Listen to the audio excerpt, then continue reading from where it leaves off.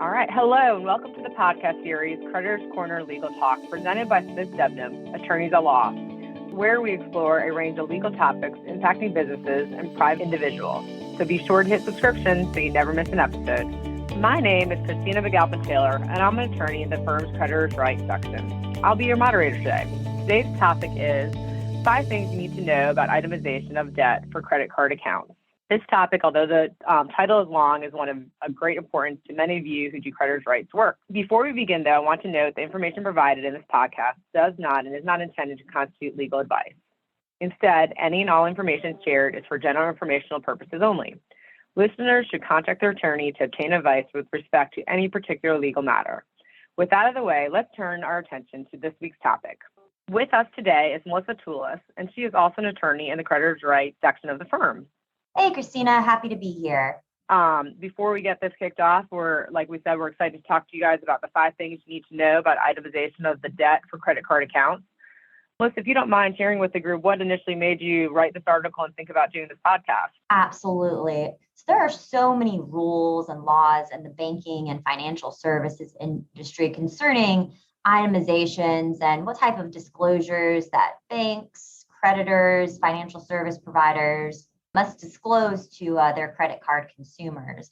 We deal with that a lot here at Smith Debnam because the majority of our clients in our practice area are banks, creditors, and financial service providers. From a banking standpoint, so from the standpoint of many of our clients, it's important to understand not only what the bank is required to provide to its consumers, but also what a third-party debt collector or debt buyer will be required to provide.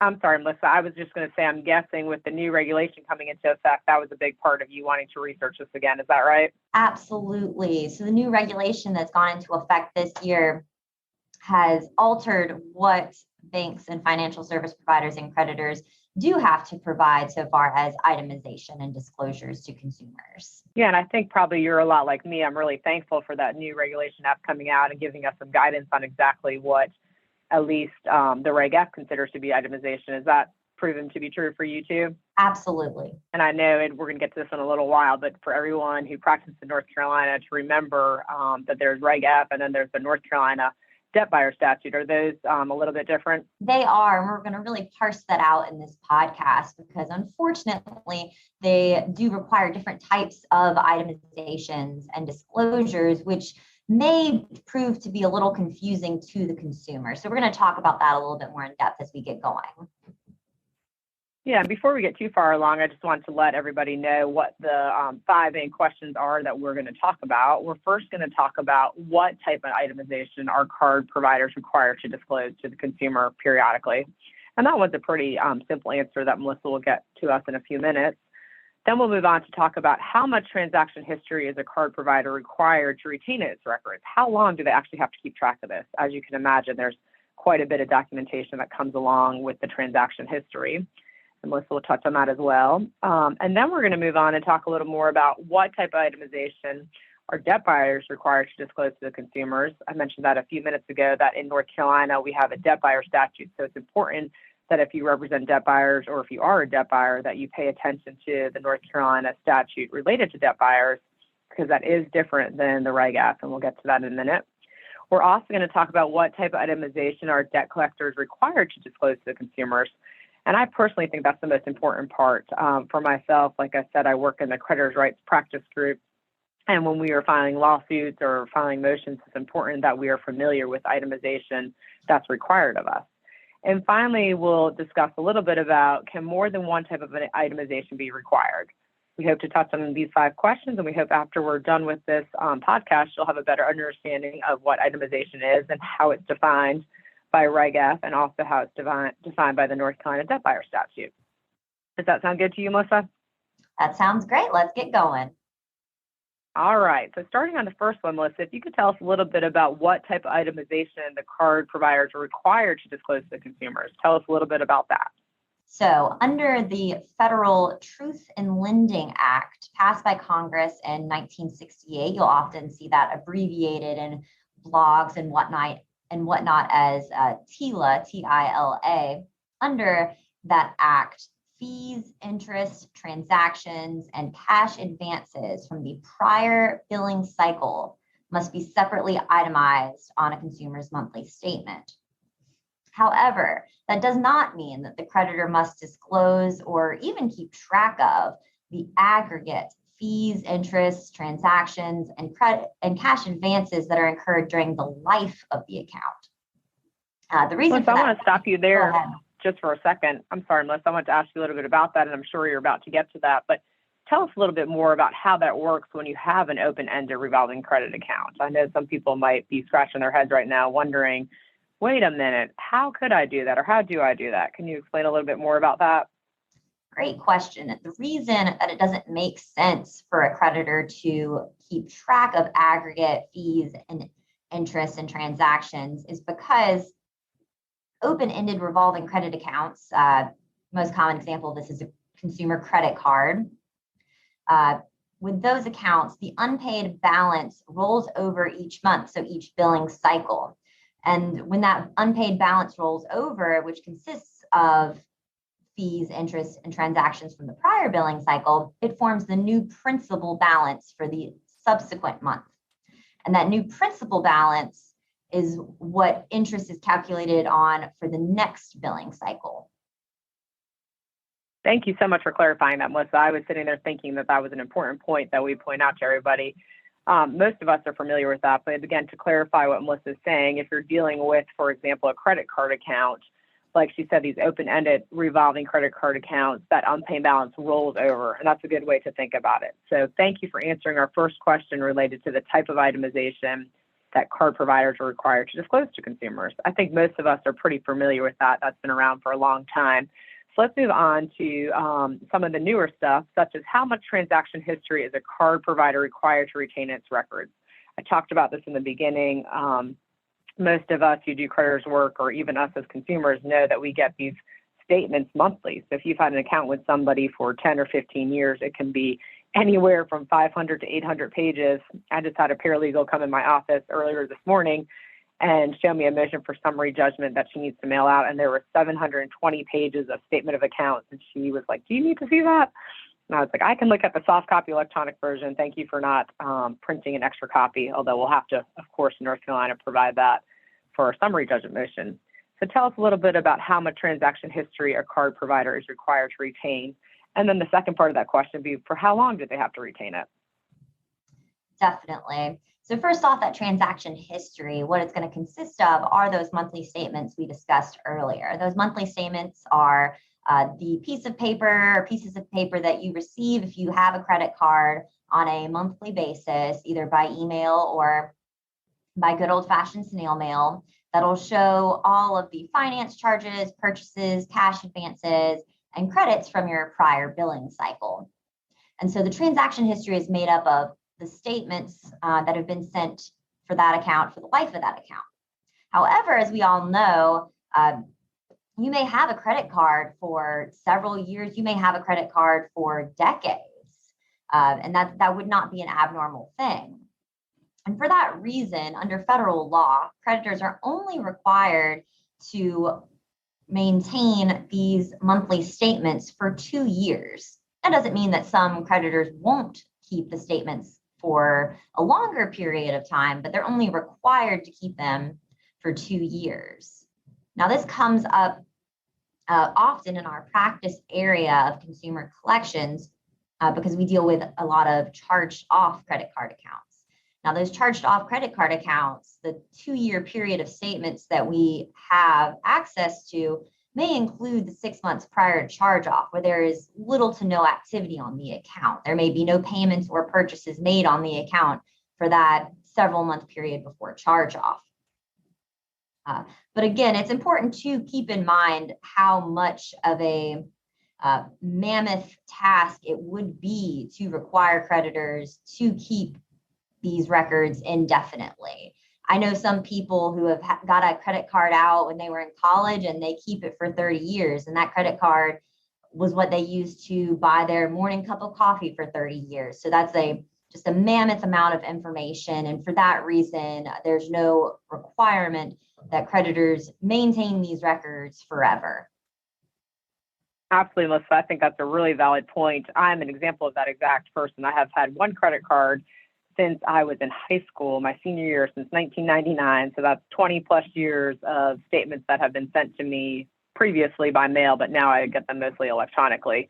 So that makes sense that the creditors are not required to keep those forever. In my practice, and I'm sure you would agree with this as well, most of my clients do retain their records for more than 2 years, but it's nice to know that that's the minimum amount that they need to do. Do you find that to be common in your practice as well? I do, definitely. It's different for every creditor, but most creditors do retain a little bit more than they're absolutely required to retain. Yeah, that's the experience I've seen. All right, well, moving on to what I think will be another important question is what type of itemization are debt collectors required to disclose to the consumers? What is it that we actually have to do and actually have to provide to the consumers? Can you tell us a little more about that?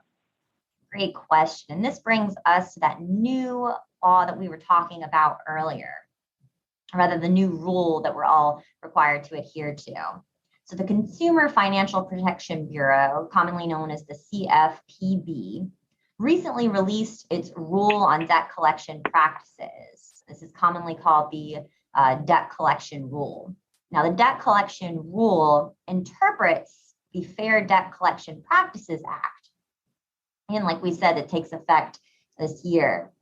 The new debt collection rule requires debt collectors to identify an itemization date and then itemize any fees, charges, and payments received after that date. The debt collection rule. Can you tell us? I'm sorry to interrupt, but I was just curious about this. I have been reading up on this rule for a while, and I was excited to hear. Is it true that there are 5 different dates that they can choose when they're determining what date they'll use for the itemization? That is correct. For better or for worse, the creditor has 5 different points in the life of the account that it can choose as that itemization dates. Those 5 different options that the creditor has, those 5 different dates, are the last monthly statement date, the charge-off date, the last payment date, the transaction date, or the judgment date if we're talking about a post-judgment credit card account. And for the credit card accounts, that's important to me because I do a lot of work for creditors who are credit card accounts. What are you seeing most of your clients or some of your clients using as the itemization date? Which date are they picking? Are you seeing something that's common, or is it kind of all over the board? In my experience, credit card creditors are almost exclusively using that charge-off date. It seems to be the date that makes the most sense in the life of the account to use as the itemization date. Another date that might work for credit card companies would be the last payment date, but the charge-off date 9 times out of 10 is what you see. Okay. And what about for like an auto deficiency accounts? Are you seeing any common threads there? With auto deficiency accounts, we're also seeing the charge-off date being the favored date. However, with auto deficiency accounts, there are a bit more options that could make sense for that type of line of credit. For example, the transaction date could make sense when we're talking about an auto loan where there was a singular transaction, as opposed to where with a credit card account, the transaction date really wouldn't make sense because we're talking about revolving credit and could be several hundreds or thousands of transactions over the life of the account. Okay, so very good. So the 5 different dates that you mentioned were the charge-off date, the last payment date, the transaction date, the judgment date, and I forgot one. Was it the last monthly statement date? Correct, right? Last monthly statement date. Okay, very good. Well, thank you for answering that. Did you have something more to add? Yes, briefly. This itemization requirement is forward-looking. And what I mean by that is it's only requiring us to itemize everything after that itemization date. So it does not require a creditor to itemize fees, charges, and transactions which occur prior to the itemization date. And that's probably why we're seeing the charge-off date being favored, because the majority of transactions, fees, and charges that a bank or creditor is going to need to itemize, the majority are going to take place before the charge-off date. So it's easier, it's more efficient to use the charge-off date, and that's why we're seeing that being the date that's favored. That makes good sense to me, what you're saying. So for a credit card company, for example, if they choose the charge-off date and don't charge any additional fees, it may just be that they itemize the principal amount, and that's all that they're going to show in that. Is that a correct statement? Exactly. And if you've only got one amount on there, it's even easier to itemize. Perfect. Well, I appreciate that insight. That's really helpful. So like we said, there's 5 dates that you can choose from, and we said them before, and we'll say them one last time, but there's the last monthly statement date, the charge-off date, which Melissa and I are finding to be the common date that a lot of our clients are using. There's also the option for the last payment date, the transaction date, which, like Melissa said, could be helpful for an auto loan or something that maybe had only one transaction, and then the judgment date.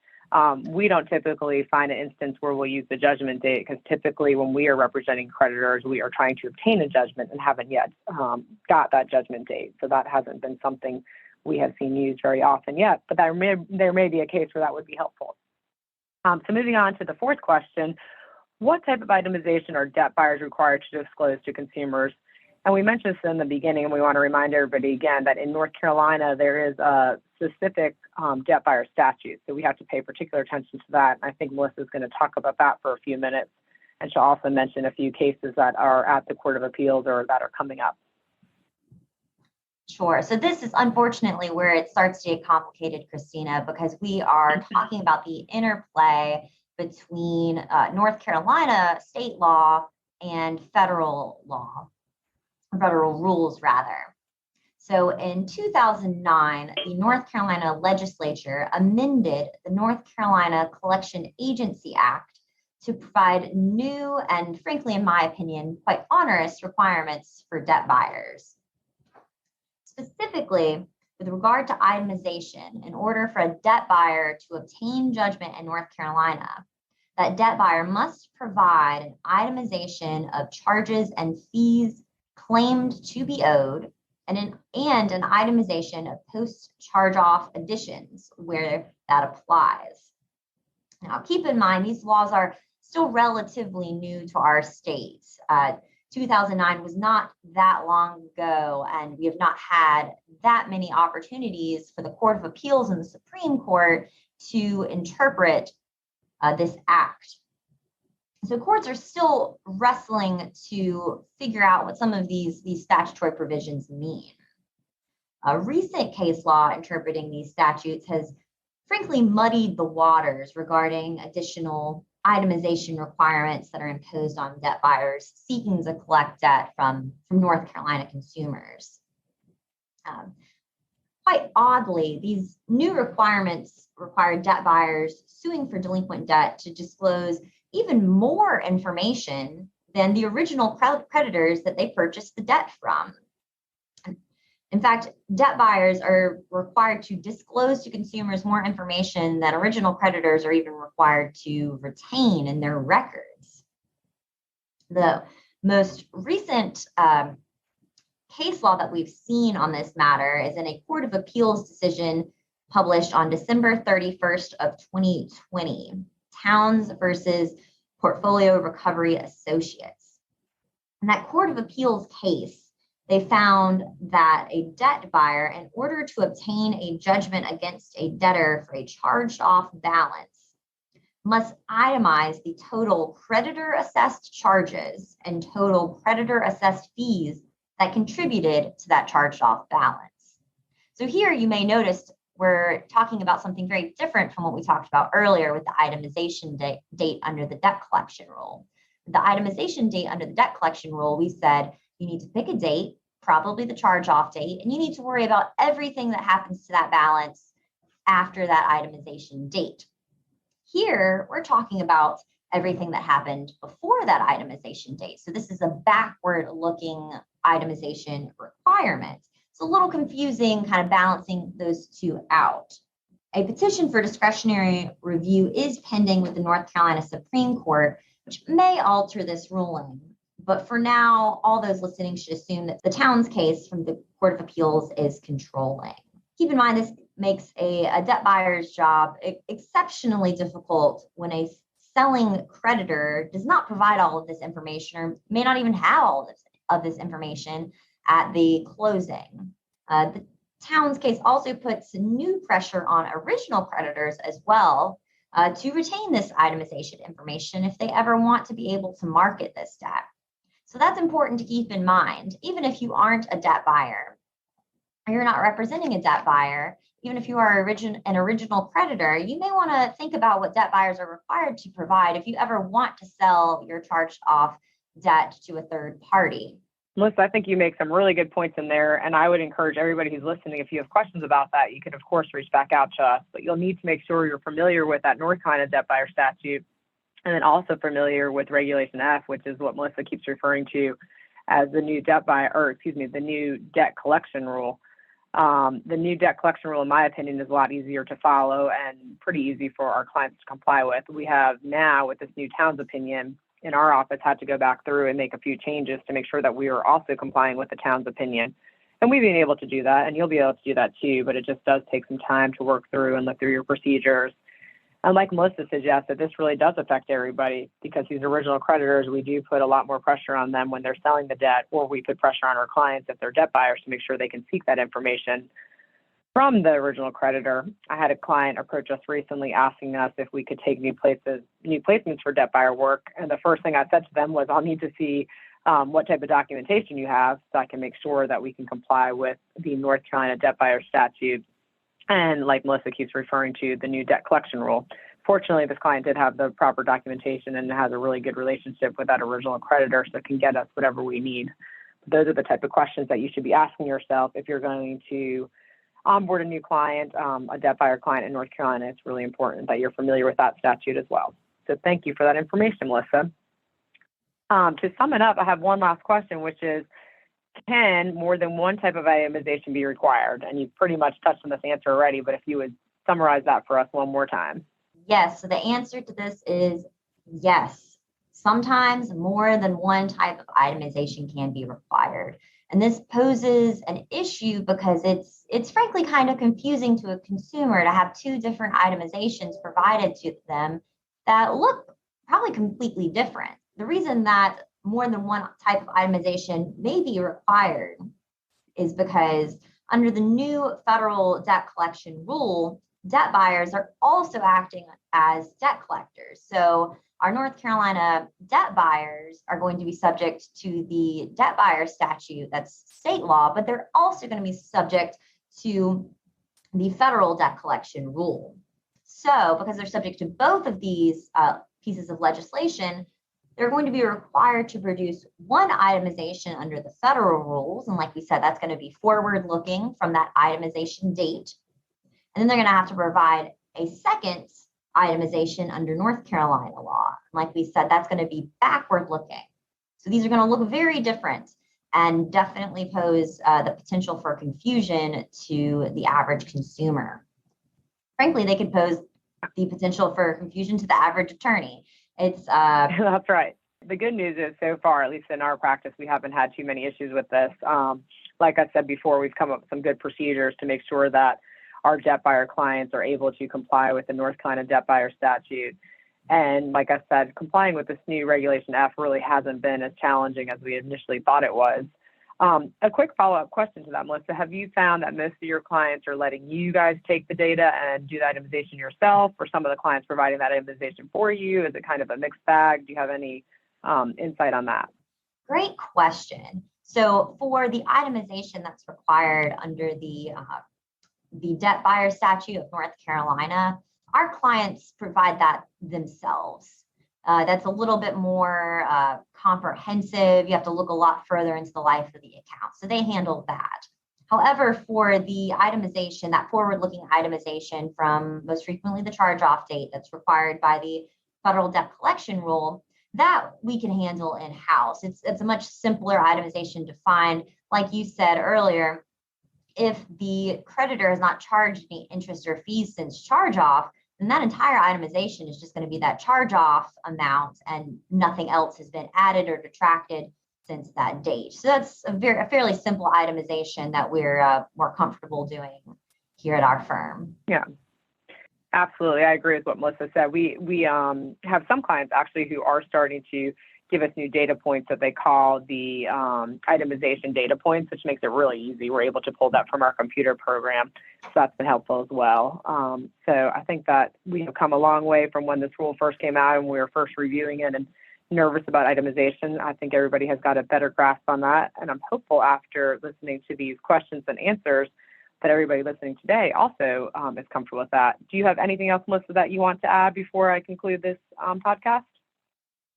I would just sum it up by saying that knowing what information and documentation that you or your client will need to provide when forwarding an account to a third party to collect or to sell a charged off account to a debt buyer is really key to loss mitigation, even for clients that are not debt buyers.